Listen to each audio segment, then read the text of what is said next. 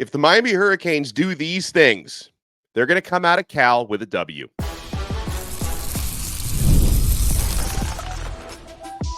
You are Locked On Canes, your daily podcast on the Miami Hurricanes, part of the Locked On Podcast Network, your team every day. Happy Friday, we made it, and happy game day eve. I am Alex Dono, your host, University of Miami alumnus, co-host of Locked On ACC, and writer for Canes County at Rivals. And thank you so much to the everydayers for making Locked On Canes your first listen and your first watch today. We're available free wherever you get your podcasts. We're free on YouTube. We're part of the Locked On Podcast Network, your team every day. Today's episode is brought to you by FanDuel. Place your first $5 bet, and you'll get started with $200 in bonus bets guaranteed. Visit FanDuel.com to get started. On this loaded episode of Locked On Canes, we will, unfortunately, have to talk about Miami losing a verbal commit this week. But we're going to focus a lot on the Cal game this weekend, most important players who need to step up for the Hurricanes on Saturday night, late Saturday night. And we'll talk about Miami's keys to victory. And got a little surprised. I know it's not a Tuesday, but this is another Teller Friday. Bruce Warner, the truth teller, is with us. And Bruce, late night tomorrow night, Miami versus Cal. Like what stands out to you as the biggest key to victory for the Hurricanes? Well, first of all, yeah, I know I'm usually Tuesday, but we did talk about us doing two shows, so this could be, every once in a while I'll do it Friday. What stands out? A couple of things. One, the first half is going to be played Saturday, and the second half is going to be played Sunday, our time. Yeah. So we have right. now not out there, but here, yes, it'll be 2 different days the game is played, which could be a first. What stands out? I believe the effort's going to be there. I think last week, as I said, could have been a blessing in disguise. I expect Miami to be much more focused, a lot tighter. And I think just like up in Gainesville, what they said, the swamp, people are talking about playing on the road. I don't think it matters. Maybe the timing could be off, but I'm not worried. I think Miami's going to dominate this game. I think they're going to run the ball a lot more and a lot better. Yeah. And I think the only thing that could happen for us to lose to Cal would be self-destruct again. Yes. I hope that doesn't happen. Yeah, and I think, seeing Miami coming like this close to self-destruction last week, and I know you and we look at it like a wake-up call, potentially a blessing in disguise, because I don't expect Miami to tackle that poorly ever again, for example. But a lot of people, bettors, sports books look at that and say, okay, maybe Miami's more vulnerable than we thought. And I think that's why it's only Miami favored by 10 or 10.5 points versus being favored by 2 touchdowns, 17 points. So, and then, something else I was thinking about today, Bruce, because I've been saying it throughout this week, because I think there are certain advantages that Cal has coming off a bye week, because they had some players banged up on the offensive line. Jaden Ott had been playing through some injuries. So health-wise, they can benefit from the bye week. But then at the same time, a lot of Miami fans have been saying in my comments, and you're not wrong, if you look at through the years, how poorly our Hurricanes tend to play coming off the bye week. I mean, are we convinced the bye week is necessarily a good thing for Cal? Because sometimes when you play a really good team coming off the bye, you might start a little flat. Well, I don't know. I mean, health-wise, yes. And they had time to figure out, after watching 5 of Miami's games, what we do offensively and defensively for the most part. So I think, coming out, maybe they'll come out with some things that Miami hasn't seen before. I expect that. But they don't have the firepower we have. I've been saying that for 6 months. Who's going to stop this offense? And I still say the same thing, but now we're going to be more focused, more disciplined, and I expect the offensive line to play much, much better.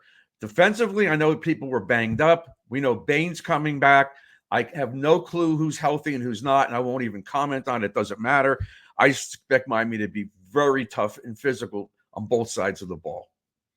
Yeah, more keys that I have here, Bruce. Now this is a big one, and this one's evergreen, of course, especially when you've got one of the top defensive lines in the country. But Miami has to put consistent pressure on Cal quarterback Fernando Mendoza. Now, Mendoza is not he's not as much of like a magician as Kyron Drones, who you just faced, who sometimes is going to improvise well through the pressure. Pressure is going to affect Mendoza more than it was going to affect Drones last week. And Cal has given up 13 sacks in their past 2 games, Bruce. And you mentioned Miami getting back Ruben Bain, who was the co-leader last year with 7.5 sacks. And then also something worth noting, and one of our YouTube commenters mentioned this about Bain. This guy will not only help you from a pass rush standpoint, but Bain also the very high football IQ, and he's good against the run as well. So he's going to help you in that aspect. Well, I think we have to stop their running attack.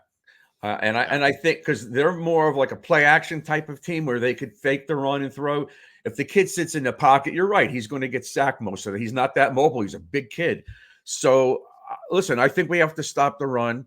I don't care who's playing. We have to stop the run. We have to seal the edge. None of those guys turn in the corner like last week.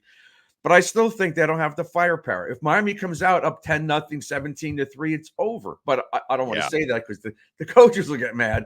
But, the pattern of the original pattern, other than the South Florida game, we were down, most of the first half until we blew them out. But I think getting ahead and taking the crowd out, all this game day stuff to me means nothing.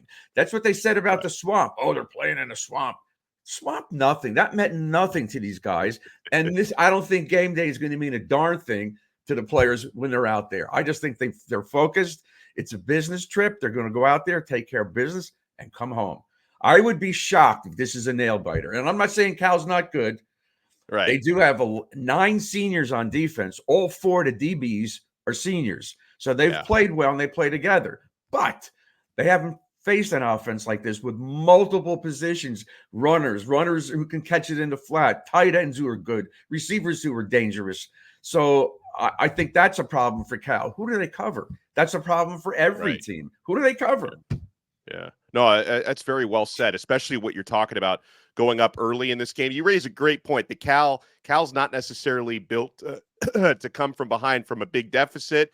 And I was also just thinking about if there is any credence to the idea that with the time change, Miami might be a little bit more sluggish in the second half. I don't know if that's going to be the case or not. We might be overplaying that, but at the same time, if you do build a big lead, then if you could say Cal might be a little bit more fresh in the second half than Miami, you've already got a lead, banked on. So don't keep them in the game is a big thing. Don't keep them in the game. That's what I said. Don't keep them in the game because the longer they stay in it, like some of these other teams.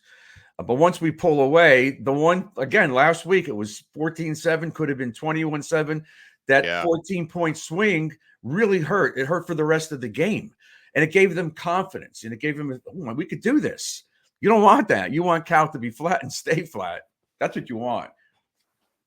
Bruce, when I was writing down early this morning, like our keys to the game, it would have been really easy for me to just say, keep the turnovers down. But like that how do you keep the turnovers down is the question. And I think a big thing for me, Bruce, is Miami needs to establish their running game early. We've seen it all season long. The running game has come alive in the second half, which is great because it helps you wear teams down late in the game. But I think when you're going up against one of the better defensive secondaries in the country, statistically, Cal does lead the nation in interceptions right now. They've got their top defensive back already has 4 INTs on the year in 4 games played, which is really impressive. But the way that you keep those turnovers down, Bruce, is to establish that running game early because it helps keep the pressure down on Ward. That's going to help you avoid turnovers because you notice in that Virginia Tech game, in the second quarter, Miami's offense, was having a lot more trouble and Ward was facing a lot more pressure when they couldn't or weren't running the football. And then when the running game came alive in the second half, the offense completely opened up. So if you want to keep the turnovers down, you keep the running game up. I would try to get the ball to the outside early, even if it's Martinez and even if it's a swing pass. You want to get their defensive front 7 away from the line of scrimmage. So I put in Chris Johnson. I would do things that are not typical Miami. Run it up the middle, pass.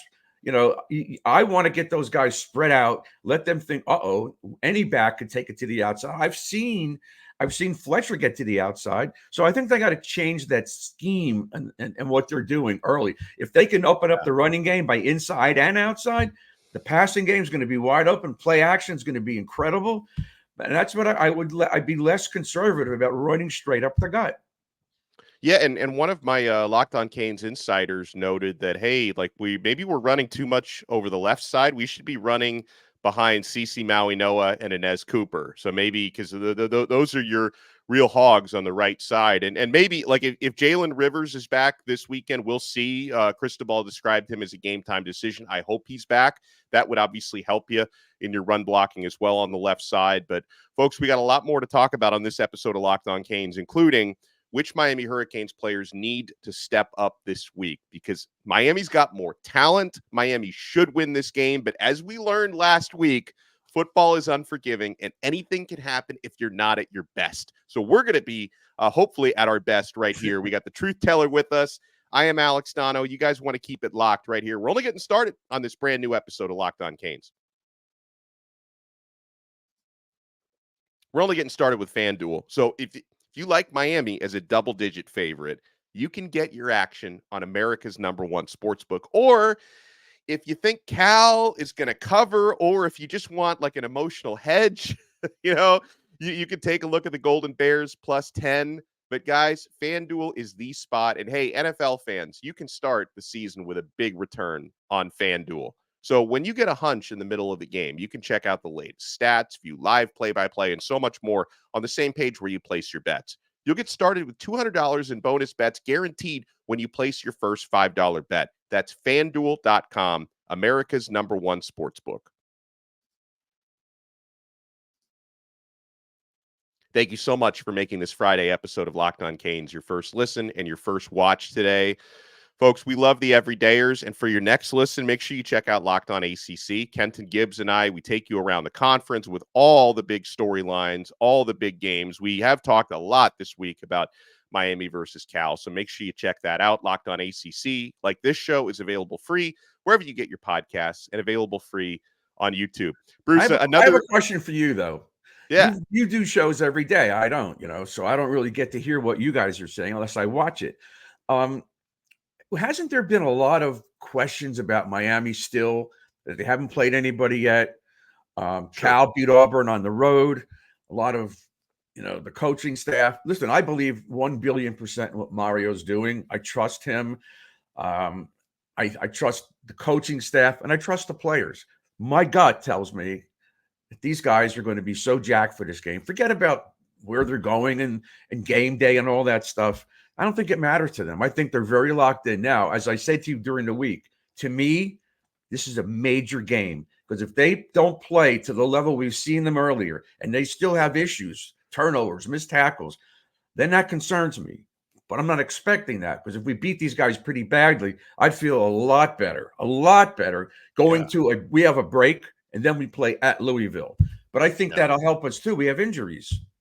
Yeah, absolutely. Just wanted to go off to the side for a second. No, you're right, and we'll cross the Louisville bridge when we get to it. But that's an excellent football team. I know they come off a loss to Notre Dame, but they were extremely competitive. They outgained Notre Dame by more than 100 yards on the road. They just made too many mistakes. Like Louisville, they made too many mistakes in that game. That was actually their first road trip, but they get Miami at home, so. Yeah, you want to be at your best, and you want to be at your best coming off the bye week, which Miami doesn't always do once we get to that trip. So I think there's no doubt in my mind, on paper, Louisville is the best team on Miami's schedule. I don't think it's close, because, look at Florida State. That team, we'll see how they do against Clemson. I think they might lose by 40 this week, Bruce, maybe 50. Clemson's going to destroy them. They still have a team up there? Barely. They're a mess. They are a mess. So now the other kid, Glenn, is going to be the quarterback. Yeah. He's more, I don't know, I wouldn't say he's more mobile. He does move around a lot more. He seems to be more alert than DJ. He was like a statue with a football in his hand. It was just hard. And they beat Cal. Let's not forget, Cal looked pretty inept in that game. Yeah, right. They scored 9 points, 3 field goals. Yeah, Cal just scored 3 field goals. And by the way, I want to note, because I made a score prediction yesterday with Lawrence Ross, who was our Cal expert. And by the way, people were saying that Lawrence and I were way too nice to each other. But I got to tell you guys, man, that's how the Calgorithm gets you. Like they lure you in with kindness and they disarm you with kindness. So I allowed myself to get sucked into the Cal. I won't let it happen again. It's hate. Don't let it happen again. That would never happen to me. I'm from Newark. I don't take that. Yeah, no, but and another key that we received from one of our Locked On Canes insiders. By the way, if you want to become a Locked On Canes insider, click the link in the show description below. Try it free for 14 days, and then if you like it, you can hang around for $4.99 a month. We give you a lot of added value on there. A Locked On Canes insider says, "Give everyone Cuban coffee before kickoff." I mean, Mario's your head coach. I could see there being like a giant pot of cafe cubano on the bench before that 10:30 Eastern. Doesn't start. that I don't drink that, but it doesn't that like you're way up here and then you drop the bottom drops out. Yeah, Like, I think they you can't might. afford You're that. right. No, Yeah, they can't do afford. You're going to see like 2.5 quarters of brilliance, and then you're going to see guys falling asleep on the field after the Yeah, but if you look, everybody's a key. If you want to ask me, everybody, Yeah. special teams, everybody's a key. Field position. I'd like to see a punt return for some decent yardage instead of fair catches, things like that.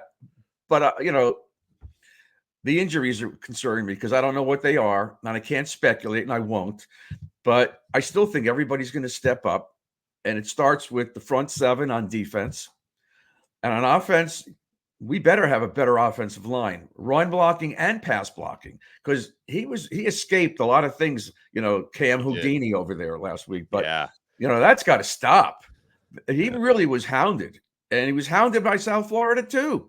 They were chasing him all over the field. So the line better straighten out. I'm assuming that they worked very hard at it because you saw some of the linemen made comments. They were commenting on these videos. So I think they're going to have their head on straight. Like I said, this is a business trip. They'll take care of business and come home 2 weeks and then a game. And then after that, they have a bye against Florida State. Yeah. Oh, so I shouldn't have said that either because I'll get yelled at. Someone will call us up and say, "Why did you do that?" No. I'm just kidding. Listen, I'll be just as fired up for that game. They beat our brains out when Butch was here. That's right. No, for sure. Yeah. For sure. And then just a couple of years ago, they blew us out at home. So let's not let that happen again. No. All right. So most important players for Miami this week. Obviously, it starts with Cam Ward. He's the captain of the ship. He made mistakes last week, but he more than recovered from those, made some brilliant Heisman Trophy worthy plays in the fourth quarter. It's his world and we're just living in it. And Bruce, this is going to be a different challenge because Cal disguises their coverage very well. They've had a lot of success grabbing interceptions this year. At the same time, like Cal's defensive backs are very good, but they haven't played an offense nearly this dynamic, right? I mean, they put up good numbers through their first 4 games. You're able to pad your defensive stats going up against a team like Florida State. Auburn was brutal in that game against Cal. They committed 5 turnovers. So obviously Miami needs to avoid that. But, Cam Ward, to me, I love his attitude, his leadership. I mean, if there's anyone keeping this team accountable for all the mistakes they made last week, Ward is that guy, and he makes brilliant plays on the field. So that's number one for me. And Ward is one of several former Pac-12 players who's very familiar with Cal and playing at Cal. How about another one, Bruce? Damian Martinez. He played there too. Yeah, he played there too. And in fact, Justin Wilcox, the Cal coach, said that was the best running back they faced all year last year.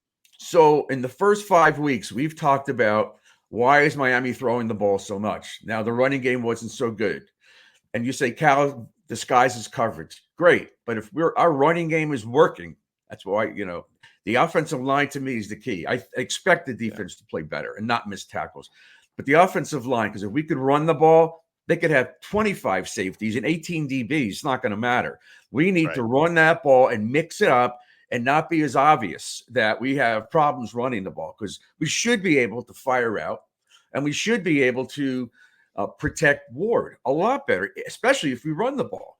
So, again, I expect us to be ready for whatever they throw at us, but the running game is going to be critical. We'll know maybe in the first quarter how this game is going to wind up. That's true.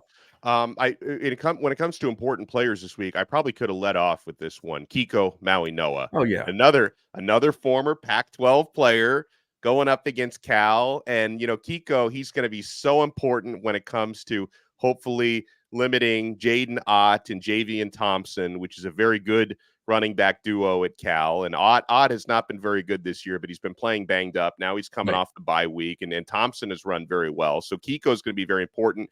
You know, he was not on his A game last week. This guy was the best defensive player Miami had last year and for most of this year already. Yeah. I'm expecting a big bounce back from Kiko. Now, he was on some of these videos, and I don't recall exactly what he said. I thought I heard him say something about he kept on getting hit by the other team's offensive linemen. Now, that's what the D-line is for, is to keep those guys clean. So if he's not clean, if he's getting chipped, then I don't know what happened in that one play. He had the guy by the foot, and he took off for a touchdown. But, you know, that defensive line has got to keep those offensive linemen off the linebackers. And then he'll make a lot of tackles. I don't know whether he was guessing on holes. I don't know. But, you know, that was just not a good game for too many of them. Alston missed the surefire sack. He went for the kill shot, and the quarterback ducked under. And so, you know, they just got to do a better job. I thought Mish had a pick, right, off a deflection. He did. And then he got burned several times during the game. Bad angles. That's another former Pac-12 guy, so he's going to feel at home. Right. He's going to feel at home, too. Let's play all former Cals against the real Cals. Is there anyone you would like to see get more playing time this week? Because for me, and we talked about this guy a lot on air and off air this week, Malik Bryant, I think, has earned more playing time. And Lance Guidry has said it, that he's earning more playing time. He made 2 really big plays last week. And I don't know. I'd kind of like to see A.J. Allen get a little more PT in the running back rotation, because every opportunity he's gotten this year, he's made the most of every rep he's gotten. Right. And he could also, I saw him run on maybe it was a 3rd and 2. He hit, there was no hole. He was able to dance, and he got a half a yard more than he needed, and he got a first down. Though that's not a significant play in terms of stats, but it was for a first down. For me, it's a big play. I want to see the other running backs get in there. But more than that, I want to see them just get to the outside and stay away from constantly running up the middle. That would make me happy. As far as who does it, it doesn't really matter to me. You know, they're all good. Any one of those receivers can make a big play. But if we're emphasizing the running game, you just can't keep running up the gut. So A.J. Allen, definitely Lyle, and definitely Chris Johnson, because – and I heard it's supposed to be nice weather up there, not cold, no snow, like 80 or something. Yeah. Not with the humidity, but still, we need to keep putting these guys in there. Even if you put them in the flat, even if you put 2 in the backfield, you could put Martinez and him in there. Let Martinez block and swing him. There's so many things we could do with the talent we have, but just do it. Don't look the same. Run up the middle. Yeah, no, very, very well said. All right, so we shift to the not so good news. Miami lost a verbal commit this week. Malachi Tony, 4-star receiver, has decommitted from the Hurricanes. What happens next? We'll talk about it. You want to keep it locked right here. We're not done yet on this brand new episode of Locked On Canes. Guys, there are so many reasons why Game Time is the only ticket app that I use. I love everything about this, including the innovative features, and I love the fact that I'm getting the best prices on the Game Time app, including their lowest price guarantee. So if you find tickets in the same section and row for less, Game Time's going to credit you 110% of the difference. I like how the prices get lower the closer you get to the event. So if you procrastinate, you wait till the last minute, Game Time is actually going to reward you for that. And Game Time has a new feature called Game Time Picks that makes getting tickets for your favorite live events even easier. Game Time Picks filters out the fluff so that you find only incredible deals on great seats, so you don't have to waste time searching through thousands of tickets. And by the way, it's not just sporting events. Game Time offers great deals on concerts, musical theater, comedy shows. You can find it all on the Game Time app. Guys, make sure you use the all-in pricing feature. And you're going to get the total upfront with no surprise fees at checkout. I love that. Get a panoramic view from your seat in the app before you buy. Take the guesswork out of buying tickets with Game Time. Download the Game Time app, create an account, and use code LOCKEDONCollege for $20 off your first purchase. Terms apply. Again, create an account and redeem code LOCKEDONCollege for $20 off. Download Game Time today. What time is it? Oh, it's game time.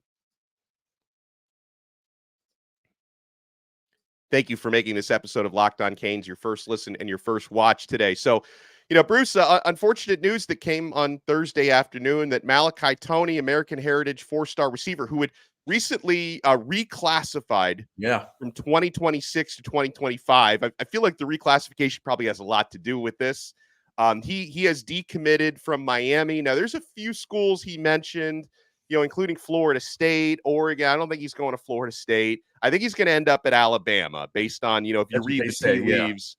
He just visited an Alabama game. Ryan Williams, who's tearing it up there, has actually been recruiting Malachi Tony. So I think Bama is where he's going to end up. But this is one of those situations, Bruce, where on to the next, and we're still 2 months away from National Signing Day. Right. And I listen, to me, I might not get this out right, but it's not as big a deal. I would rather lose him than if we had a bigger guy. If we can get Josh Moore, I'd rather have him. Because we have enough guys that are slot guys. Listen, we have Nykar. We still have Shamar Kirk, who we saw. I thought he was really good. There's guys out there. We still haven't seen Chance Robinson play, and JoJo hasn't played that much. So, and I still think we could flip Josh Moore. Now, if we can get him, I don't know if Dallas Wilson's going to come here. He's been wearing Miami stuff.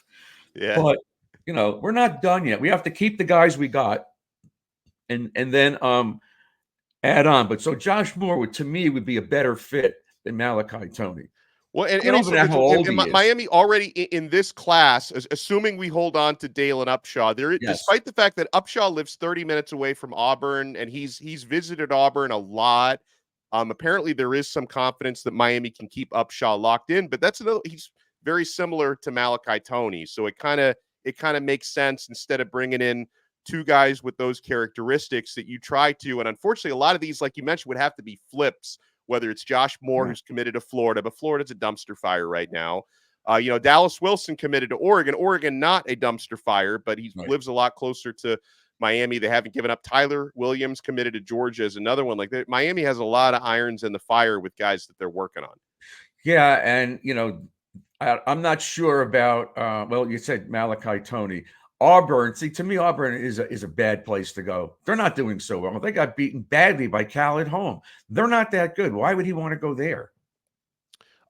If you haven't noticed, Auburn, no matter how bad they are, Hugh Freeze finds a way. Yeah, the money finds a way. But seriously, if you're really a competitor, you want to go there. Well, Miami's on the rise. Come on. I mean, it could happen. Listen, it's a big difference between Alabama now and Auburn now. Auburn's not like they should be or have been. Yeah. So, listen, he hasn't signed anything yet, but I'm assuming he's not coming here. But work on the other guys. I'd rather have the bigger guys. We have enough slot guys that could take over. Yeah, and by the way, for Malachi Tony, I don't think Auburn's even in the mix for him. It's Alabama. Yeah, the one that I mentioned for Auburn was Dalen Upshaw is trying to lure him away from Miami's class. And, it is what it is, Bruce. But yeah, I mean, hopefully Miami ends up with some receivers, because this has been an uphill climb this cycle for Kevin Beard. And we both believe in KB. He crushed it last cycle. I think he's going to crush it again. It's just, this is a harder path, this year to landing a top. Could we be like Florida State is this year? If we lose, we're going to lose Restrepo, right? We're losing George, correct? I'm assuming Arroyo is going to go in the draft because of his injury history. Yeah. But the guy we still will have is Horton.